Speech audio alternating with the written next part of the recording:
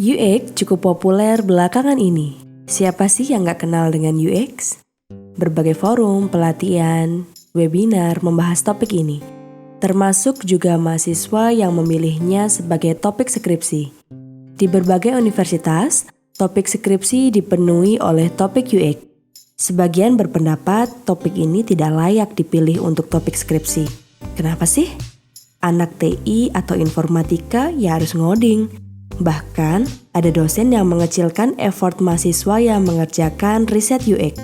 Konkretnya, lulusan informatika ya harus ngoding.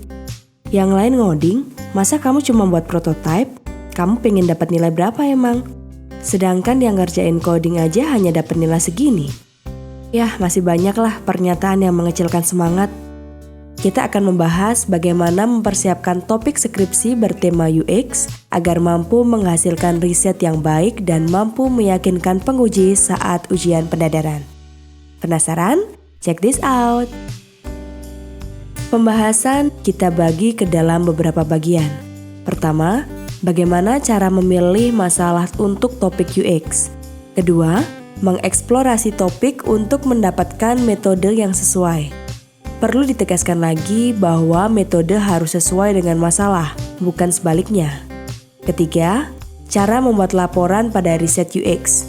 Dan yang terakhir, cara meyakinkan penguji saat ujian pendadaran. Mungkin ini subjektif, dan mungkin akan berbeda di beberapa universitas. Perlu dipahami dalam UX dapat dibedakan menjadi UX Research dan UX Design. Di ranah akademik, menurut saya lebih tepat memilih UX Research. Why? Dengan UX Research, tujuan dari riset adalah menghasilkan solusi berdasarkan permasalahan. Tentu saja diperlukan argumen atau bukti untuk mendukung solusi yang ditawarkan.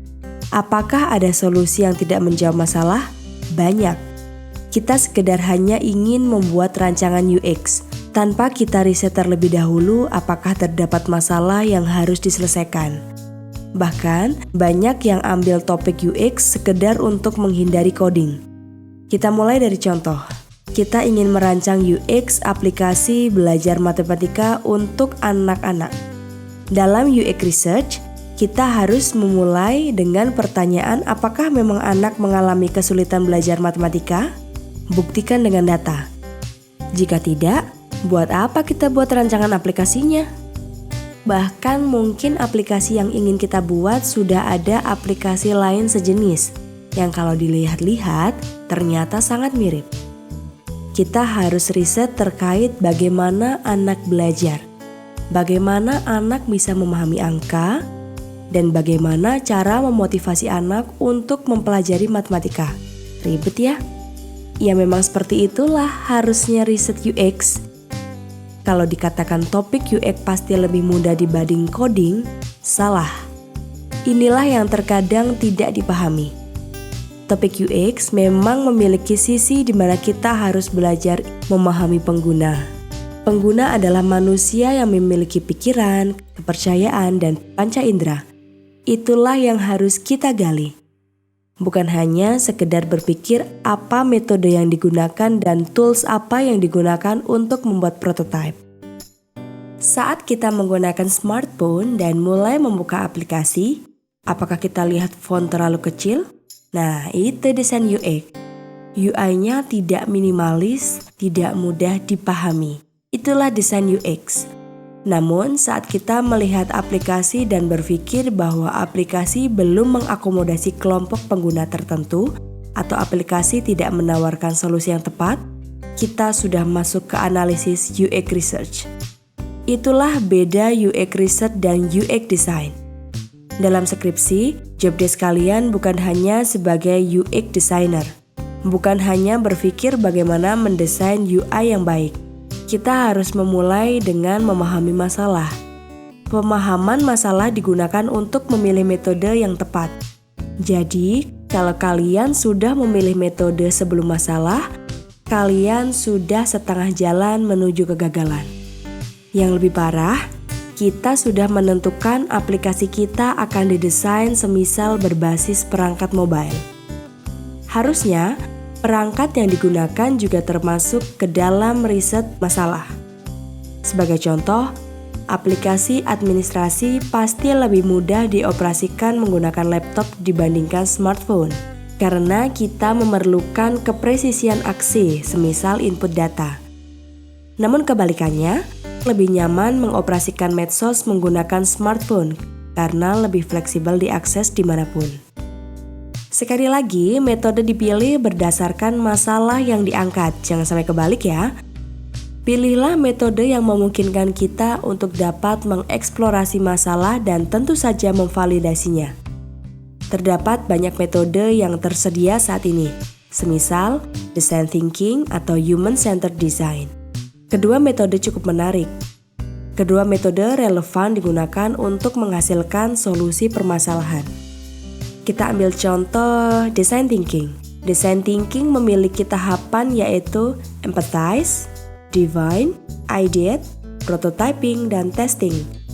Perlu dipahami bahwa tahapan tidak bisa dipisahkan satu dengan lainnya. Satu tahap bergantung pada tahapan sebelumnya. Begitu pula hasil pada satu tahap mempengaruhi strategi pada tahap berikutnya. Setiap tahap dapat digunakan untuk memvalidasi hasil pada tahap lainnya. Kesalahan analisis pada satu tahap mengakibatkan kesalahan pada tahap lainnya. Selesai mengerjakan salah satu tahap, bisa jadi suatu saat kita harus kembali ke tahap tersebut jika memang ditemukan ketidakvalidan. Sebagai contoh, pada tahap define kita merumuskan dua permasalahan yaitu A dan B. Solusi yang ditawarkan pada tahap ideate adalah C dan D, di mana C menyelesaikan masalah A dan D menyelesaikan B.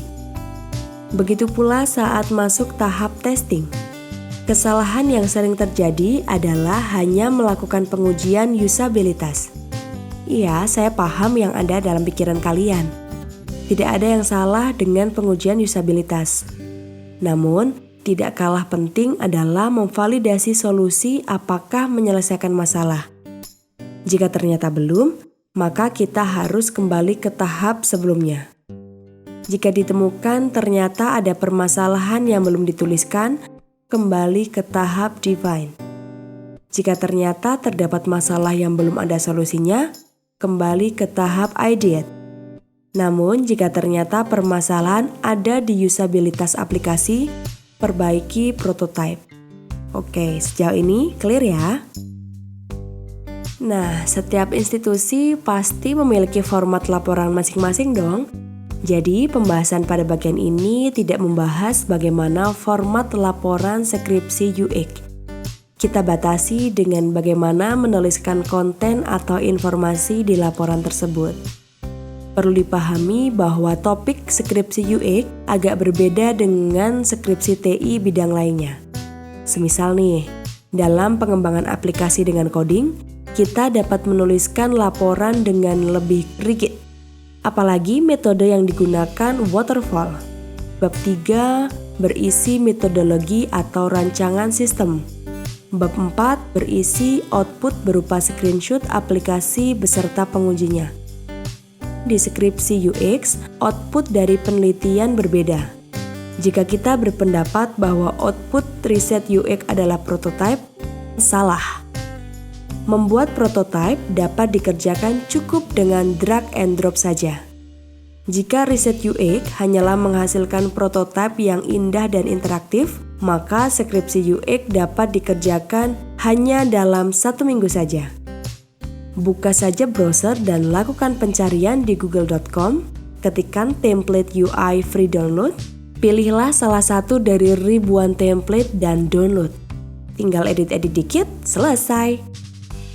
Jadi, bab 4 berisi hasil iterasi terakhir desain prototipe beserta pengujiannya.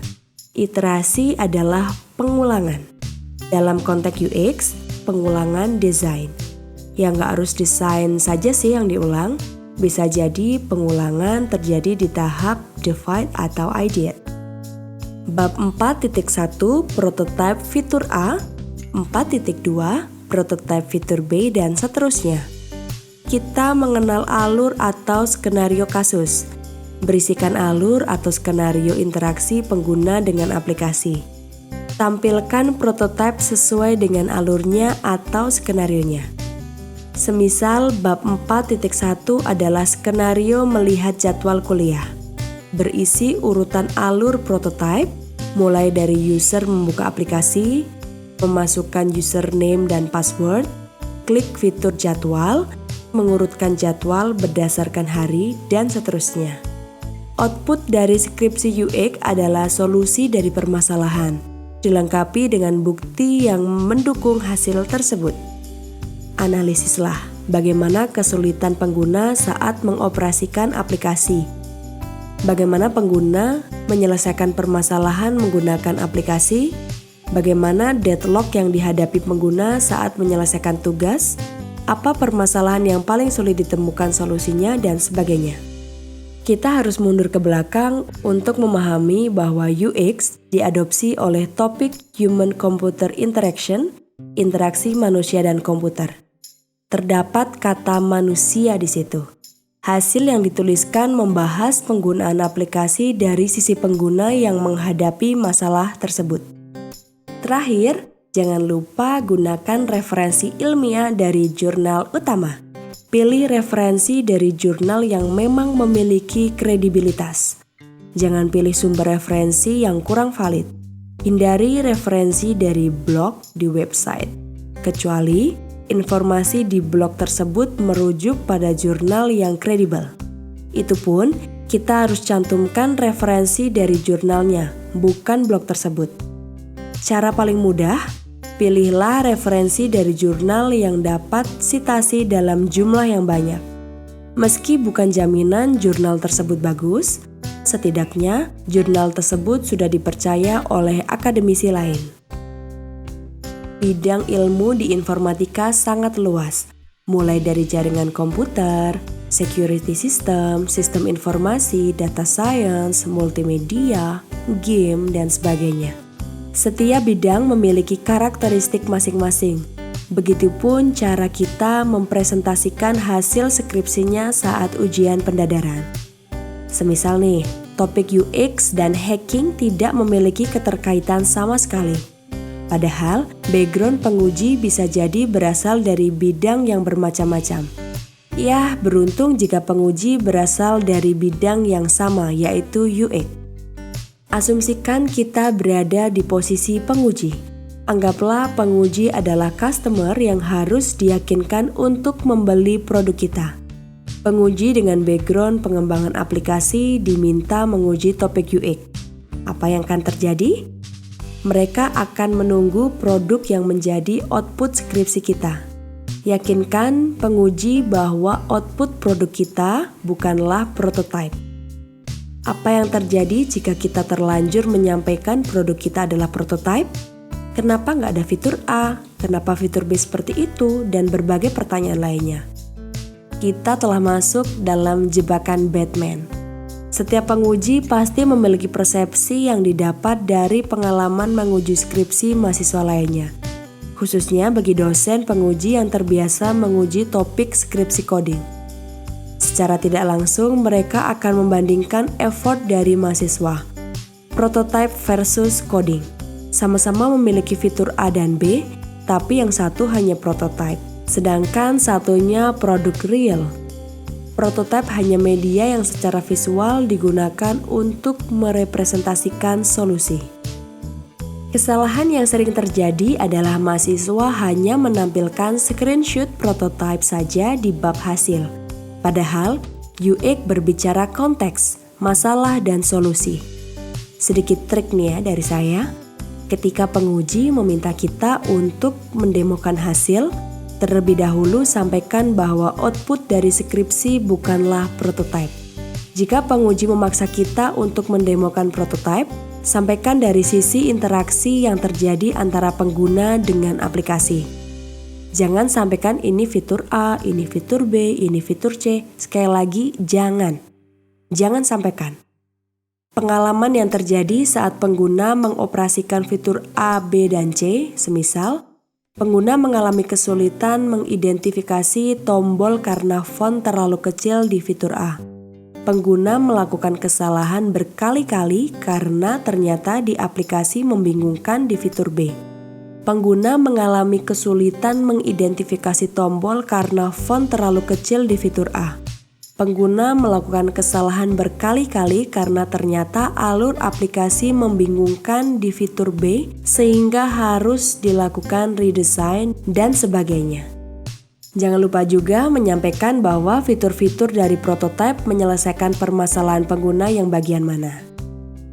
Mempresentasikan hasil skripsi UX memang cukup tricky ya. Bagaimana cara kita menyampaikan berpengaruh pada persepsi penguji. Sebagai penutup, UX adalah kombinasi antara ilmu teknis dengan ilmu sosial. Terkadang, sebagai anak informatika, kita hanya fokus dari sisi teknis saja. Kita harus memulai membiasakan diri untuk memahami bidang ilmu sosial untuk memperkuat riset UX yang kita lakukan.